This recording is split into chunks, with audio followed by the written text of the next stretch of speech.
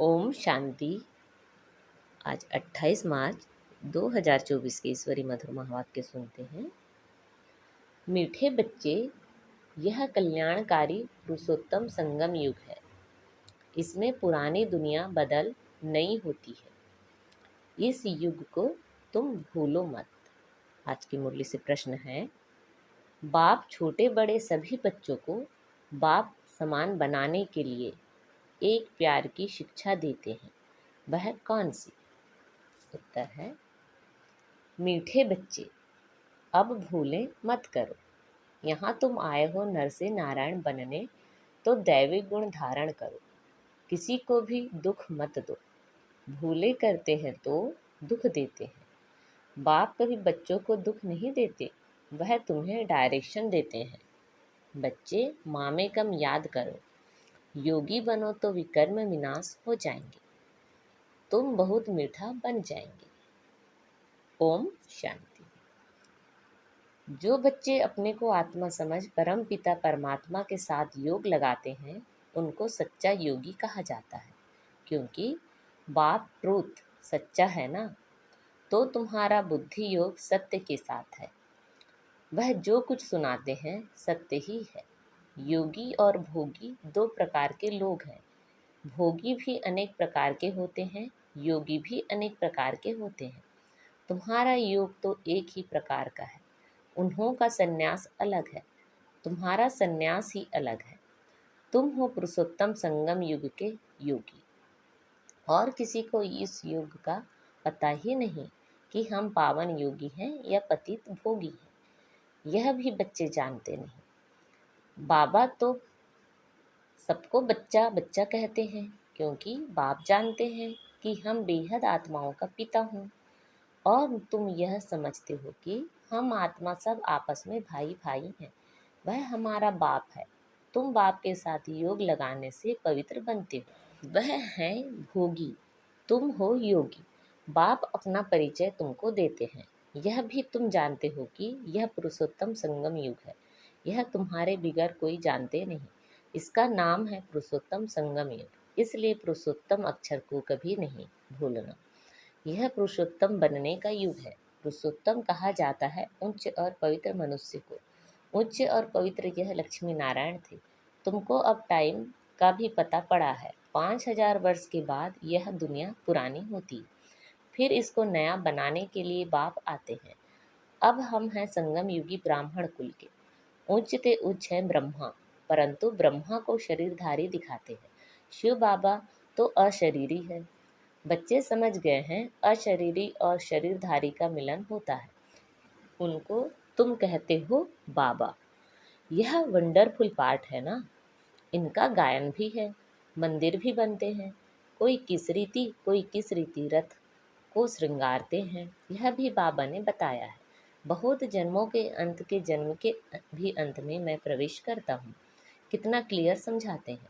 पहले पहले भगवान नुआज कहना पड़े, फिर मैं बहुत जन्मों के अंत में सभी राज बच्चों को ही समझाता हूँ, और कोई समझ भी ना सके। तुम बच्चे भी कभी कभी भूल जाते हो। पुरुषोत्तम अक्षर लिखने से समझेंगे।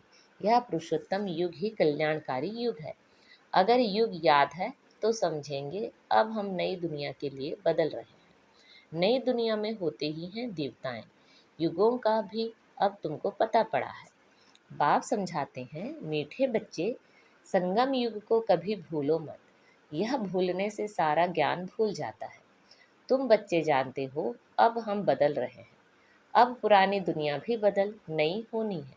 बाप आकर दुनिया को भी बदलते हैं, तो बच्चों को भी बदलते हैं। बच्चे बच्चे तो सभी को कहते हैं। सारी दुनिया की जो भी आत्माएं हैं, सब बच्चे हैं। सबका पार्ट इस ड्रामा में है। चक्र को भी सिद्ध करना है। हर एक अपना अपना धर्म स्थापन करते हैं। यह देवी देवता धर्म सिवाय बाप के कोई स्थापन कर ना सके। यह धर्म कोई ब्रह्मा नहीं स्थापन करते। नई दुनिया में है देवी देवता धर्म। पुरानी दुनिया में सब मनुष्य ही मनुष्य हैं। नई दुनिया में देवी देवताएं होते हैं। देवताएं पवित्र हैं। वहाँ रावण राज्य ही नहीं। बाप तुम बच्चों को रावण पर विजय प्राप्त कराते हैं। रावण पर विजय प्राप्त होते ही राम राज्य शुरू हो जाता है। राम राज्य नई दुनिया को और रावण राज्य पुरानी दुनिया को कहा जाता है। राम राज्य कैसे स्थापन होता है, यह तो तुम बच्चे के सिवाय कोई जानते नहीं। रचयिता बाप बैठ तुम बच्चों को रचना का राज समझाते हैं। बाप है रचयिता, बीज रूप। बीज को कहा जाता है वृक्षपति। अब वह जड़ बीज है, उनको तो ऐसे नहीं समझेंगे। तुम जानते हो बीज से ही सारा झाड़ निकलता है। सारे विश्व का कितना बड़ा झाड़ है, वह है जड़। यह है चैतन्य, सतचित आनंद स्वरूप। मनुष्य सृष्टि का बीज रूप बाप है, उससे कितना बड़ा झाड़ निकलता है। मॉडल तो छोटा बनाते हैं, मनुष्य सृष्टि का झाड़ सबसे बड़ा है। उच्चते उच्च बाप नॉलेजफुल है। उन झाड़ों की नॉलेज बहुतों को होती है, इसकी नॉलेज तो एक बाप ही देते हैं। अब बाप ने तुम्हें हद की बुद्धि बदल बेहद की बुद्धि दी है। तुम इस बेहद के झाड़ को जान गए हो। कितना बड़ा पोलार इस झाड़ को मिला हुआ है। बाप बच्चों को बेहद में ले जाते हैं। अब सारी दुनिया ही पतित है, सारी सृष्टि ही हिंसक है, एक दो की हिंसा करने वाले हैं।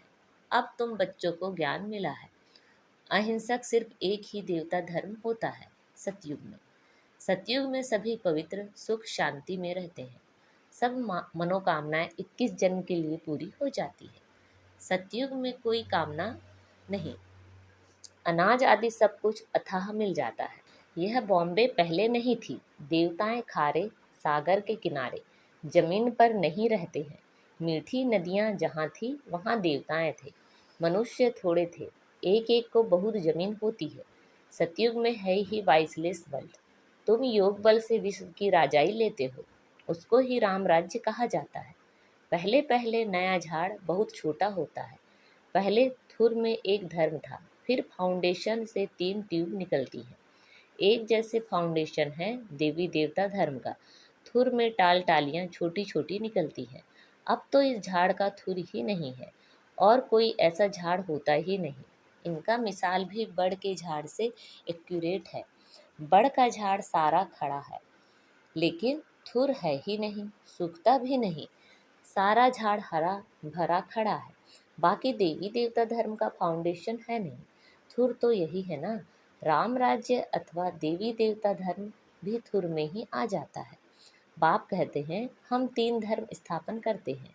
यह सब बातें तुम संगम युगी ब्राह्मण ही समझते हो। तुम ब्राह्मणों का है छोटा सा कुल, छोटे छोटे मठ पंथ निकलते हैं ना। अरविंद आश्रम है, कितना जल्दी जल्दी वृद्धि को पाते हैं, क्योंकि उनमें विकार के लिए कोई मना नहीं। यहाँ बाप कहते हैं काम महाशत्रु है, उन पर विजय पानी है, ऐसे कोई और कह ना सके, नहीं तो उन्हों के पास भी हंगामा हो जाए। यहाँ तो हैं ही पतित मनुष्य, तो पावन बनने की बात नहीं सुनते। कहते हैं विकार बिगर बच्चे कैसे पैदा होंगे। उन विचारों का भी दोष नहीं है। गीता पाठी कहते भी हैं भगवान नुआच काम महाशत्रु है, उनको जितने से जगतजीत बनते हैं, परंतु समझते नहीं हैं। वह जब यह अक्षर सुनाते हैं तो उन्हों को समझाना चाहिए। इस पर बाबा कहते हैं जैसे हनुमान दरवाजे पर जुत्तियां में बैठता था, बाबा भी कहते हैं जाकर किनारे बैठ सुनकर आओ। फिर जब यह अक्षर कहें तो पूछो इसका रहस्य क्या है। जगतजीत तो यह देवताएं थे, देवता बनने के लिए तो इन विकारों को छोड़ना पड़े, यह भी तुम कह सकते हो। तुम ही जानते हो कि अब राम राज्य की स्थापना हो रही है। महावीर भी तुम हो, इसमें डरने की कोई बात नहीं।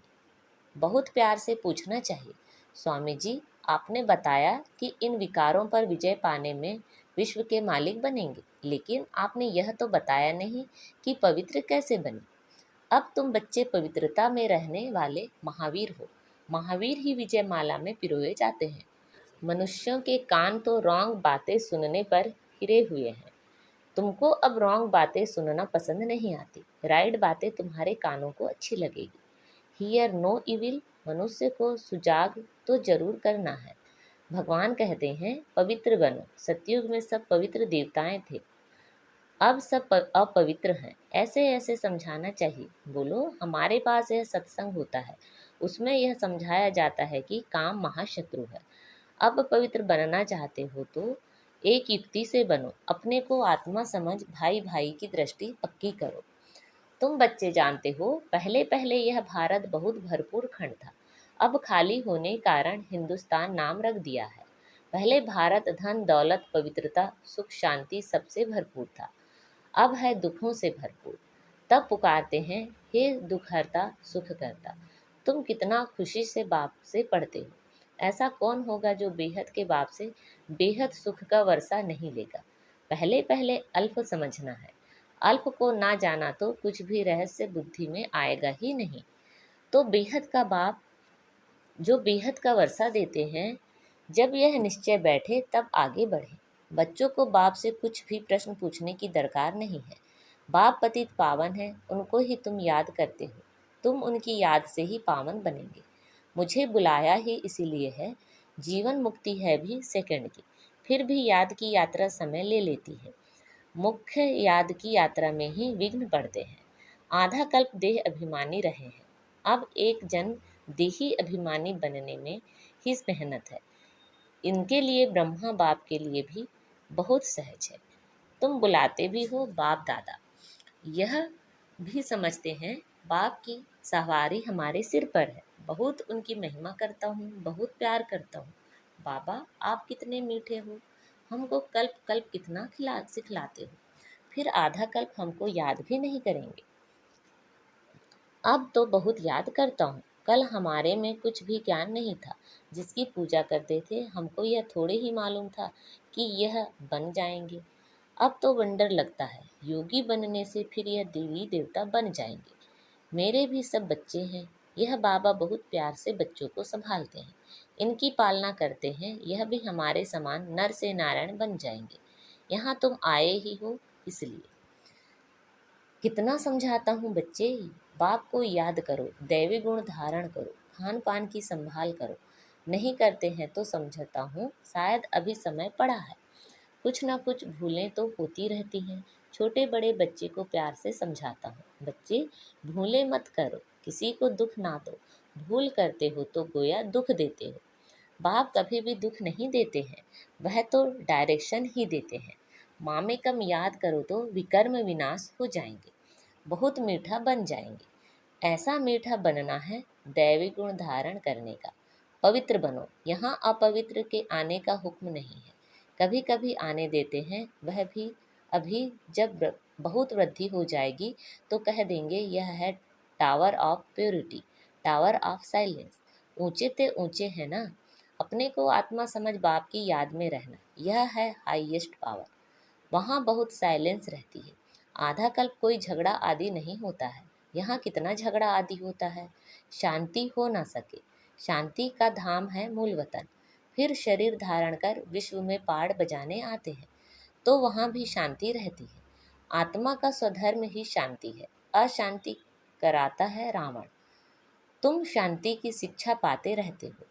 कोई गुस्से में होता है तो सबको अशांत कर देता है। यह योग बल से तुम्हारे से सारा किचड़ा निकल जाता है। पढ़ाई से किचड़ा नहीं निकलता है, याद से सब किचड़ा भस्म हो जाता है, कट निकल जाती है। बाप कहते हैं, कल तुमको शिक्षा दी थी, क्या तुम भूल गए हो। 5,000 वर्ष की बात है, वह लाखों वर्ष कह देते हैं। अब तुमको झूठ और सच के फर्क का पता पड़ा है। तुमको बाप ही आकर बताते हैं झूठ क्या है, सच क्या है, ज्ञान क्या है, भक्ति क्या है, भ्रष्टाचार और शिष्टाचार किसको कहा जाता है। भ्रष्टाचारी विकार से पैदा होते हैं, वहाँ विकार होता नहीं। तुम खुद कहते हो देवताएं संपूर्ण निर्विकारी हैं, रावण राज्य ही नहीं है। यह तो सहज समझने की बात है। फिर क्या करना चाहिए। एक तो बाप को याद करना चाहिए, दूसरा पवित्र जरूर बनना चाहिए। अच्छा, मीठे मीठे सिखिलते बच्चों प्रति माता पिता बाप दादा का याद प्यार और गुड मॉर्निंग। रूहानी बाप की रूहानी बच्चों को नमस्ते। हम सब रूहानी बच्चों की रूहानी माता पिता बाप दादा को याद प्यार गुड मॉर्निंग और नमस्ते। आज की मुरली से धारणा के लिए मुख्य सार हैं, पवित्र बनने में महावीर बनना है। याद की यात्रा से अंदर का किचड़ा निकालना है। अपने शांत स्वधर्म में स्थित रहना है, अशांति नहीं फैलानी है।